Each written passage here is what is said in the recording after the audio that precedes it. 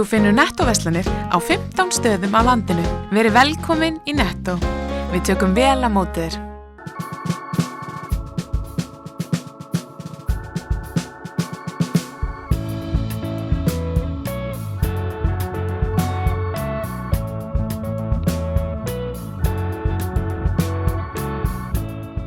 Komið sæl og verið velkomin í Suðurnesjamagasín Sjónvarp Víkurfrétta.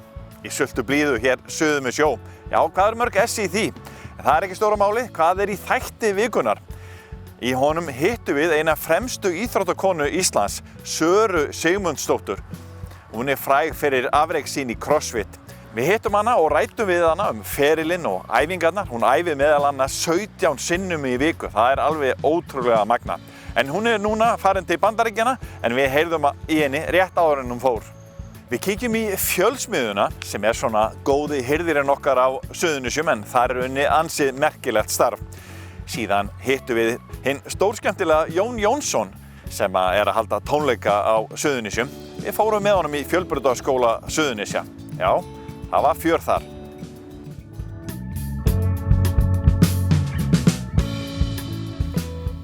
Bara langum að byrja að spyrja Kaliforníu framöndan. Þú ert að fara að yfirgefa okkur hérna í einhvern tíma. Hvernig... Yfirgefa kuldann. Já. Hvernig líst þér á Kaliforníu og af hverju ertu að fara þangað? Sko, systir mömmu býr í Kaliforníu, þannig að þetta búið að vera svona lúmskur draumur í nokkur ár. Þegar áður en ég byrjaði CrossFit ætlaði ég alltaf í skóla út. Þannig að núna fer ég bara út að keppa, eða æfa, þetta sagt. Og hérna, ég var að keppa í Dubai núna í byrjun desember og var að æfa í hitanum þar í 3 vikur og ég hugsaði bara, vá, það svo miklu auðveldara að komast í betra form í þessum hita og sérstaklega vera að æfa í aðstöðunni sem ég að keppa síðan í staðan fyrir að þurfa að aðlagast mánuði fyrir mót. Þannig ég hugsaði bara, ég tapa ekkert á því að prófa bara að flytja út. Ef við förum bara svona aftur að byrjuninni, þú ekki reynslubolti í sportinu, þú komin í fremstu röðu. Hvað það svona sem dróði að crossfitinu einhvern veginn og af hverju finnst þér svona gaman í crossfit? Sko, ég var lítil og löt, ég get sagt það. Æfði enga íþrótta því ég fann mig í neinu. Og hérna, svo byrjaði ég að æfa þegar ég 17 ára. Besta vinkona mín eignaðist kærasta. Ég hafði ekkert betra að gera, þannig að ég ákvað bara ég þarf að byrja að hreyfa mig granna svo ég geti eignast kærasta. Og allt í einu kemst ég bara að því að ég sé eina stelpa sem gat gert arbeigur á tánum í bootcamp-námskeiði sem ég tók þátt í og ég man ekki hvað það tók mér langan tíma að skrá mig af því ég þorði aldrei að mæta. Og ég var alltaf eina af þeim sem fór bara í ræktina og gerði eiginlega ekkert en fór samt í ræktina. Þannig ég ákvað síðan bara að taka skrefið, fara í bootcamp-námskeið og sá bara að ég var alltaf í einu góð í einhverju. Þá alltaf í einu kom bara metnaðurinn bara eftir 5 vikur þá ætla ég að reyna að gera 20 arbeigur á tánum. Svo plataði mér einhverja keppni og ég keppti í crossfit-keppni án þess að vita hvað crossfit væri. YouTubeaði bara æfingarnar og æfði mig og lendi síðan í öðru sæti eftir Katrínu Tönju. Og þá náttúrulega kom þvílíkur áhugi, bara vá, stelpa sem hefur komist að heimsleikana. Ég lendi í öðru sæti eftir henni, alveg bara mér fannst það geggjað. En ég myndi segja að crossfit sé öðruvísi en aðrar íþróttir með það að gera við fáum aldrei að vita æfingarnar á heimsleikum til dæmis. Þetta á að vera erfitt mentally og líka erfitt fyrir líkamann. Þannig að það svona eins og þeir sem að æfa segjum bara sund eða eitthvað. Þeir með ákveðin tíma sem þeir að stefna á hverju einasta móti. Á meðan við þurfum að mæta í crossfitið eins og í fyrra þá fengum við ekkert að vita ef við erum að byrja á miðvikudegi. Allt einu bara, já, þegar þið mæti klukkan 4 á hótelið og þá mættum við 4 á hótelið, þá bara, já, við þurfum að fara í flug. Og við fengum ekkert að vita neitt, veist. Það svona, þetta sem skemmtilegt við CrossFit, að það alltaf að vera að koma manni óvart, það alltaf að vera meira krefjandi. Nú ertu búin að fara á 2 heimsleika, lært ýmislegt af þeim. Hver ertu búin að breyta, til dæmis eftir fyrstu leikana og svo aðra í þínum æfingum? Sko, það sem ég hef klikkað svolítið á núna síðustu 2 árin að toppa mig á vitlausum tíma. Og ég hef lagt áherslu á að reyna að vinna allt sem ég tek þátt í. Þannig að eins og Open í fyrra, þá var ég kannski að taka æfingarnar 2-3. Þegar ég gæti alveg tekið hana bara einu sinni og lent á bara í aðeins vera sæti. og Open í rauninni skiptir engu máli. Open bara undankeppni fyrir Evrópuleikana. Þannig að ég að fara með hugafæri núna að bara komast á heimsleikana og toppa mig á heimsleikunum. Hvað drífið þið áfram í þessu? Er það alltaf heimsleikanir eða? Já, það bara hugsa heimsleikana. Leið og mig vantar eitthvað svona motivation, þá hugsa ég bara ok, hvað eru hinnar að gera? Eru þær núna að slaka á? Nei, þá ert þú ekki heldur að fara að slaka á. Það er bara það sem að drífa mann svolítið áfram og líka bara sjá bætingar hjá manni. Prófa að skoða kannski, ok, ég ætla aðeins að skoða keppnina þegar ég keppti 2014. Þá sé ég bara, vá, ég er búin að bæta mig svona mikið, ég ætla að halda þessu áfram. Nú getur maður ekki sleppt í að minnast á, þú hefur verið í kjörstöðu til þess að klára heimsleikana. Síðasti dagurinn hann, hvort það var 2015, Já, pegboardið og þetta, skilur. Hvernig getur þú lýst því einhvern veginn eftir þegar pegboardið þá, ok, þá ertu í einhver ákveðni stöðu, fæstar geta klárað og svona, en eftir það verður bara, maður getur ekki kallað annað heldur bara hálfgerð meltdown. Já, það klikkaði bara eitthvað í hausnum. Ég reyndi í þessar, ég man ekki hvað timecappið var, 6 mínútur eða hvað sem það var, að klifra upp inn á vegg. Eyddi allir orkunum minni í það því ég vildi ná einum. Hérna er algjör klaufi, ég fæ gat á hausinn á mig, ég að gera það, verð bara pirruð og svo vissi ég að næsta æfing væri mín æfing. Það er þessar handstand push-up og svo fer ég þær og klikka á fyrstu, klikka á númer 2, klikka á númer 3. Allt í einu bara gafst ég bara upp. Hvað gerist þú klikkar á þessu, æfing sem átt að fara létt með? Líkaminn bara, þú veist, það er bara hausinn, allt í einu hættur bara trúið þú getur hlutinn og ferðilega bara brjóta þig niður á meðan þú ert að gera æfinguna. Ég man, það sem ég var að hugsa á meðan ég var að gera þessa handstand push-up var bara af hverju ættir þú að vinna fyrstu heimsleikana sem þú ferð á? Það var alltaf stór draumur, þú veist. Þetta skiptir ekki máli lengur, þú ert búin að tapa þessu, þú veist. Þetta er það sem ég er að hugsa í miðju voddi, þetta er bara eitthvað sem ég hef þurft að vinna mjög mikið í þetta árið núna, sem ég hef verið að gera. Hvernig hefur unnið í þessu? Hvernig vinnur í andlega þættinum? Hefur leitað sálfræði aðstoðar? Já, ég er búin að vera núna hjá íþróttasálfræðing og búin að vera að gera alls konar æfingar sem er mjög erfitt. Það er ekkert mál að æfa en æfa andlega hliðina er miklu erfiðara. Hversu stór hluti er andlega hlið? Ég myndi segja andlega hliðin stjórnar eiginlega líkamlega hliðanum þannig að hún er svona 80%.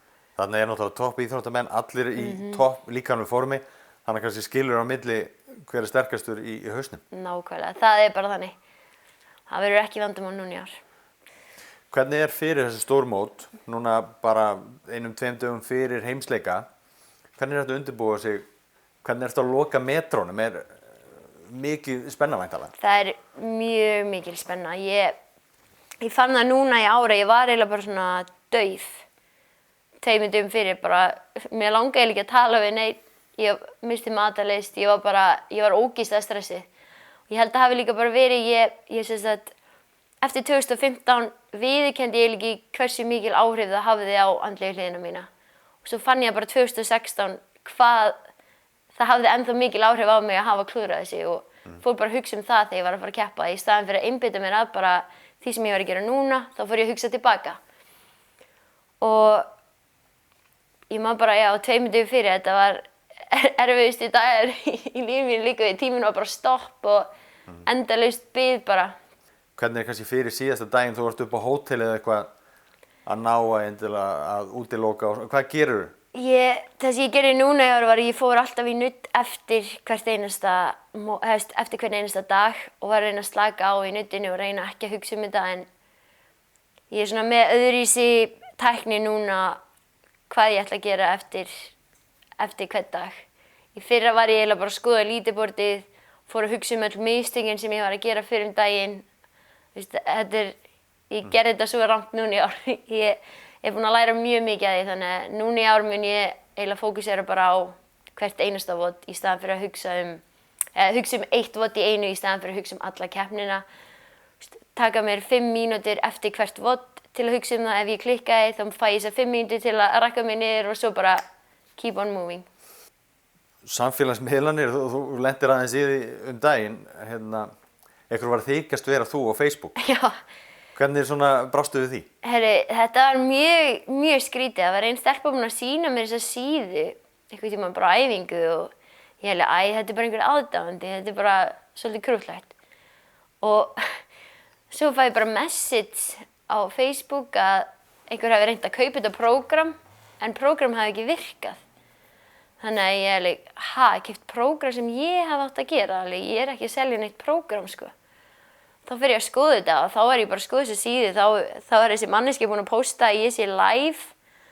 Ég veit ekki alveg hvernig hún fer að því, alveg Sara Sigmunds is live now og þá ég bara kannski að æfa eitthvað og ég veit ekki hvort það hafi virkað hjá henni eða ekki. Við erum með eitthvað upptöku bara. Ég veit ekki alveg hvernig þetta var. Já. Og svo byrjar hún að selja eitthvað prógram undir mínu nafni og alveg, það er afsláttur núna, takk allir fyrir að kaupa þetta prógram og þá náttúrulega, mér langar ekki að það sé verið að nota nafnið mitt á svindla á einhverjum, sko. Og hvernig, er þetta ekki svolítið sjokkrandi, þú veist að... Jú, þetta eiginlega bara svona, ok, nú svona átti sig á því alveg, ok, maður kannski smá frægur. Já. Þú fær kannski svolítið frið hérna á Íslandi, gerir ég ráð fyrir, en úti þá ertu alveg svona þekkt út úr götu og... Já, ég fór til Hawaii eftir heimstingana núna. Það var bara hvert einasta skipti sem ég fór í einhverju búð eða eitthvað, þá var bara, dóttir, Sigmundsdóttir, já. I was watching you on Netflix. Það svona eftir að Fittest on Earth myndin kom á Netflix, þá svona stækkaði nafnið aðeins. Þannig að þetta ennþá svolítið skrítið fyrir mig, sko. Ég get alveg viðurkennt það. Maður hefur alveg fengið skrítna pósta, ég get alveg viðurkennt það. Ég fékk einu sinni frá einhverjum 15 ára strák bara, hey, hvað tekur í bekk? Ég veit að ég tek meira en þú. Og ég hugsaði bara, já, ok, flott hjá þér. Já, hvað tekur í bekk? Alveg. CrossFit snýst ekki alveg það hvað ég tek mikið í bekk, þannig að ég hef ekki hugmyndið það, þú veist. Þetta bara svona, fólk bara að senda mér eitthvað random. En þú svarar þessu strákana? Já, sjálfsögðu, ég reyna að svara flestum. Nema ég fá eitthvað dónalegt, þá ég ekki að svara því. Nei, og hefur lent í því? Ég hef alveg lent í því, já. Það voru mikið verið að spá í útliti ykkar, kvennana sérstaklega í crossfitinu. Hvernig finnst þér það? Finnst þér mikið fókus kannski verið að lagður í það? Sko, það sem munurinn við crossfit og við bara segjum bodybuilding eða fitness eða eitthvað þannig. Það bara, mér langaði aldrei að verða svona mössið, en því miður ef ég geri allar þessar æfingar í crossfit þá bara koma vöðvanir ósjálfrátt. Og það eiginlega mesta sjokki við að vera í crossfit og vera stelpa. Það bara, ég bjóst aldrei við því að geta orðið svona ótrúlega mössið. Og er það eitthvað sem þú þurftir að svona sætta þig við? Já, ég get alveg viðurkennt það. Mér fannst alveg mjög erfitt að vera með vinkonum mínum sem eru ekki að lyfta og þurfa allt inn að taka large jakka. Eða svona, það sem maður stelpa og maður pælir rosalega mikið í sig, þá maður þarf alveg að sætta sig við þetta. Og hefur fengið ykkur skot og svona? Já, maður fær alltaf skot, en það er bara, fólk alltaf að meina það vel. En stundum, ef það er sagt við mig bara, vá, ég valdi sér hvern mann jafn massaðan. Maður svona, þá hefur örugglega ekki séð vaxtarækt. Eða svona, fólk kemur með stundum svolítið særandi komment en ekki að meina það. Sko, ímyndin mín á kvenmenn hefur alveg breyst helling eftir að ég byrjaði í CrossFit. Mér fannst ótrúlega flott að vera bara ekki með neina vöðva og vera ógeðslega grönn. Bara svona típisk hlaupakona eiginlega, hægt að segja það, en núna finnst mér ótrúlega flott þegar stelpur eru með vöðva og þegar ég veit að stelpur eru hraustar, finnst það svona vera meira heitlandi heldur en útlitið sjálft. Og þú sér það bara á flestum CrossFit stelpum. Maður sér alltaf hver crossfitari og hver ekki crossfitari á stelpum. Þær eru aðeins massaðri. Og ertu búin að sætta þig við eigin líkama? Ég er eiginlega bara þakklát fyrir að hvernig líkami minn því annars væri ég ekki komin svona langt. Og hversu mikið hattarðu að tapa? Ég er að læra að tapa núna. Mér finnst mjög erfitt að tapa. En það fylgir ég bara að vinna, það er að kunna tapa líka. Conor McGregor er eiginlega, ég hataði hann eiginlega því hann er svo kokki og svona, svo sá ég hann þegar hann tapaði í fyrsta skipti og þá eiginlega kunni ég að meta hversu góður íþróttamaður hann er. Hversu stór sálfræðiparturinn er sem hann notar, þannig að ég er að læra að tapa. En ætlar að vinna? Já, maður stefnir alltaf að vinna samt. Ertu jafn svona, hvað maður að segja, ákveðin í því að vinna núna eða horfir á þetta svolítið öðruvísi núna, þessa heimsleika sem þú ert að fara í? Já, ég horfi á þessa heimsleika svolítið öðruvísi þar sem að ég er svona, ég hef alltaf hugsað bara að vinna og mætt á æfingar bara til að vinna heimsleikana. En núna er ég svona meira, ok, þetta er 5 ára gluggi og ég er aldrei að njóta þess að æfa eða, af hverju byrjaði ég í CrossFit? Af því mér fannst þetta ógeðslega gaman. Og svo allt síðasta ár fór bara í það, bara að æfa fyrir heimsleikana til þess að vinna heimsleikana. Í staðinn fyrir þess að njóta þess hvað ég var að gera, sjá bætingar og sjá líka bara svona, það ekki titlanir sem að þú hugsar eftir 5 ár, heldur það journeyið sjálf.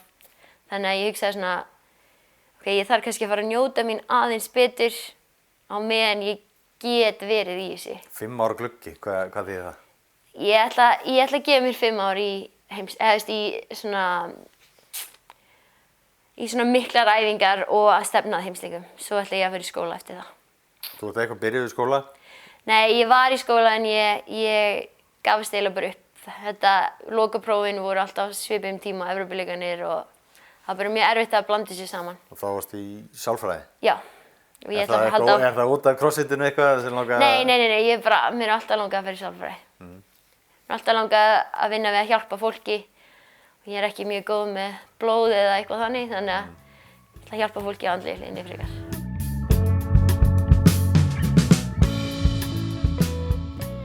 Suðurnesjafyrirtæki í fremstu röð. Við erum stolt af því að vera í hópi framúrskarandi fyrirtækja á Suðurnesjum samkvæmt útnefningu Credit Info. Airport Associates, Fríhöfnin, UPS, Royal Iceland, HS Veitur, Bláa Lónið, Blue Car Rental, Isavia, Áfangar EHF, Skinnfiskur, SI Raflagnir, K&G EHF.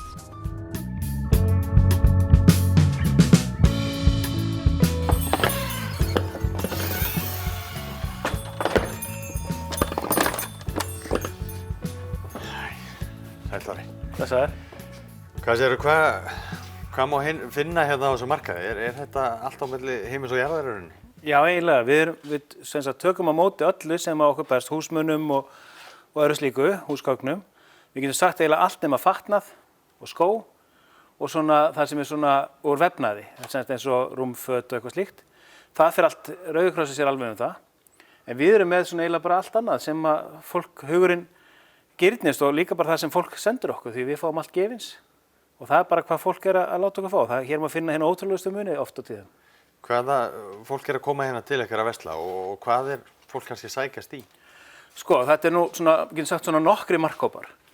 Annars vegar það svona safnaræði, það fólk sem hefur svona ástríðu fyrir einhverjum ákveðnum munum. Það situr alveg þetta, fylgist með Facebook síðunni og að ná sér í einhver ákveðna antikmuni eða einhverja merkjavöru. Og það við höfum svona góða kunningjar sem koma bara daglega. Svo það þeir sem hafa kannski minna milli handana og þeir komur að leita sér að bara sinni nauðsynja vöru, rúmum eða húsgögnum í eldhús eða stofu eða eitthvað slíkt.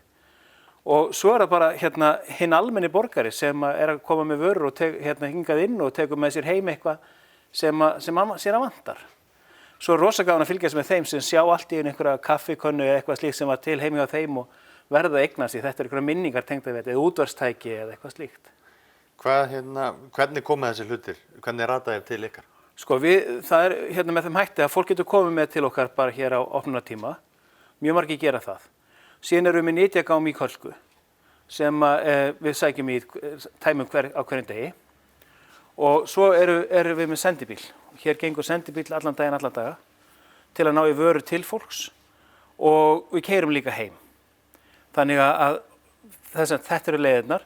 En við fáum líka töluvert þegar við tökum stundum á okkur svona búslóðaflutninga og þá alltaf eitthvað sem býður okkar af þeim vettvangi þar sem við fáum til okkar. Nú eins og þú segir, hér allt nánast á milli heimis og jarðar. Hafa ekki ratað hérna inn einhverjir demantar? Jú, elsku minn góða.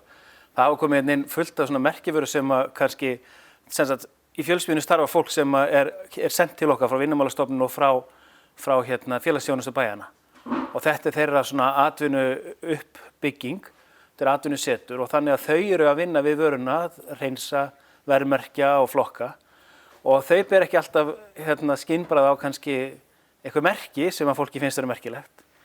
Og ég man eftir sérstaklega einni konu sem fór út með rosalega flottan Ítala vasa sem hún hafði keypt á 150 krónur. og þóttist vera mjög ánægð með það og var mjög ánægð með það. En þannig eru nýtimarkaðir, þú átt að geta gert góð kaup. Ólíkt góða hirðinum, þá eru þið náttúrulega ekki einingu sem selja hérna húsgögn og koma því á réttan stað. Heldur eru þessi krakkar náttúrulega að finna sér góðan stað hérna. Já, það kannski það sem þetta snýst allt um. Það það að þau komi hingað í virkni. Þeim vísað hérna af því að það eitthvað í þeirra lífi sem ekki virka. Og félagsþjónusturnar, bæði hér í Reykjanesbæ og Garðarsangir og Vogum hafa staðið mjög þétt að baki okkur. Og við höfum mjög gott samstarf við þær og Vinnumálastofnun líka. Og þannig að krakkar sem lenda á þessum aldri á atvinnuleysisbótum, þeim vísað hingað oftast nær. Og þau eru hér bara í sínu, þetta svona þeirra atvinnusetur, þau eru að taka fyrstu skrefin sum hver. Og við reynum að styrkja þau til þess og ég í því að leita vinnu með þeim sem eru til þess bærir. Og það gott atvinnuástand núna og við höfum oft verið með svona frekar fáa krakka því þeir hafa útskrifast hratt. Þeir sem hafa komið til dæmis frá Vinnumálastofnun eru bara tilbúin að halda áfram leið að vinna gefst. En það sem skiptir öllu máli það að við komum þeim út úr þeirri óvirkni sem hafa verið í virkni, í nám. Og það eru núna 3 sem eru í Fjölbraut með vinnunni hér, koma bara á milli tíma. Og ég hef svona umsjón með því að fylgjast með töflunni þeirra á hvort sem hætt og annað slíkt. Og við erum líka því hlutverki að eins og segja, að leita vinnu og skoða svona hvernig þeirra líf utan þess sem bara hér. Og finna þeirra til dæmis áhuga hvöt og þá höfum við í sambandi við MSS sem dæmi, námsráðgjafana þar. Og þau hafa farið þar í raunfærni mat og verið á mjög skemmtileg verkefni sem heitir Gól. Þannig að við erum við erum vel tengd við það. Eru dæmi þess að krakkar sem hafa komið hingað hafa fundið sinn farveg og vegnað vel? Já, tvímælalaust. Það bara sem dæmi, það útskrifaðist einn frá okkur úr menntastofu núna fyrir jólin. Ein í háskólanámi, hún var í algjörri kyrrstöðu með sitt líf og Vinnumálastofnun greip inn í og hjálpaði henni af stað gegnum okkur. Og hún lauk námi og fór í háskólanám. Og svo eru bara mjög margir sem hafa farið gegn hjá okkur, bara frá upphafi fjölsmiðjunar, sem hafa farið út á vinnumarkaðinn og að standa sig vel, hafa náð bara fótfestu í lífinu. Það oft bara það sem þarf bara detta í virkni, bara detti það að fara að fætur á mótnar og koma sér til vinnu og svo náttúrulega eru launin kannski ekki há hjá okkur, þau launin alltaf hvati líka til þess að halda áfram. Styðjum öflugt atvinnulíf, menningu, mannlíf og íþróttir á Suðurnesjum.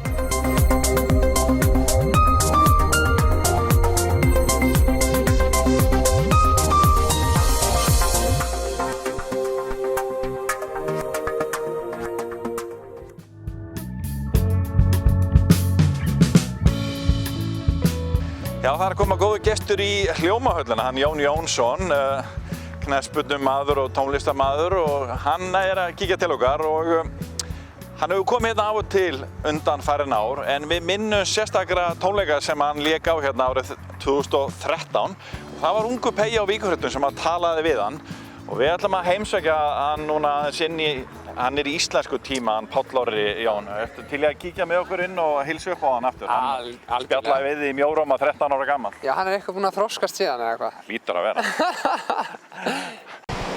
Sæll Jón, hvernig fannst þér að spila hérna á Keflavík Music Festival? Já, það er bara geggjað sko.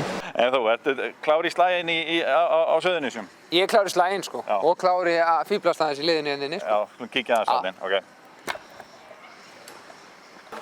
Já, nú kíkjum við inn. En þið lásum ekki upp brotin. Ásaki innilega. Ætlaði bara að syngja fyrir okkur. Já, ekkert mikið, góðan daginn. Góðan daginn. Ég að ganga þetta stofur, Jón Jónsson heiti ég. Það nefnilega tónleikar á föstudaginn. Það gleði hérna skólameistaranum að kynna það og taka kannski svona bara lítið hljóðbrot. Ok. Gefðu allt sem þú átt. Já, þetta er svona svolítið. Búin að vera svolítið lengi í skólanum í dag. Ok, gefðu allt sem þú átt. Get some nervous first. Það særa svo. Gefðu allt sem þú átt. Þannig markmiðin nættu svo saman. Og gefðu allt sem þú átt. Nákvæmlega svo. Allt sem þú átt.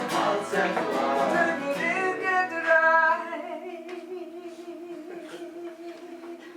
Jón Jónsson, velkomin í Fjölbrautaskóla Suðurnesja. Já, þakka kærlega fyrir. Hér liðið vel? Já, mjög vel. Ég hef nú komið nokksunni hérna og spilað hann á þessu sviði. Já, það ekki? Dásamlega stundir. Líka spila nokksunum hérna fyrir aftan okkur á fótboltavellinum. Já, það reyndar rétt hjá þér. Þú kannt við því hérna? Já, ég kann mjög vel við mig hérna í Reykjanesinu. Hvað ertu að gera í FS?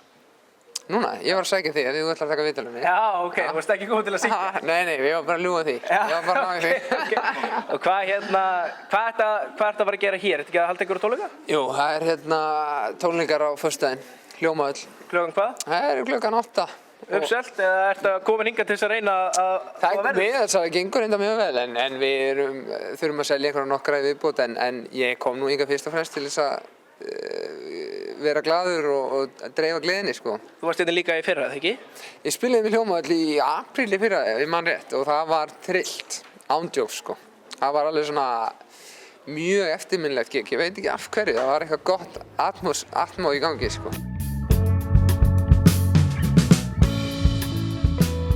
Við þökkum fyrir áhrifið minnum við á aðra miðla Víkurfrétta, meðal annars blaðið okkur sem kemur út í hverri viku, skemmtilegt viðtal þar líka við Söru Sigmundsdóttur og flotta myndir.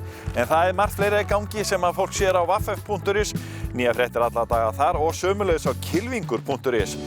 Það búið að vera sultu blíða og kylfingarnir ætla að nýta sér það opið móti í leirunum helgina og við endum þáttinn með mögnuðum myndum sem við tókum með dróna á Hólmsvelli í Leiru núna í byrjun febrúar. Það hreint magnað að sjá hvernig völlurinn lítur út hávetur.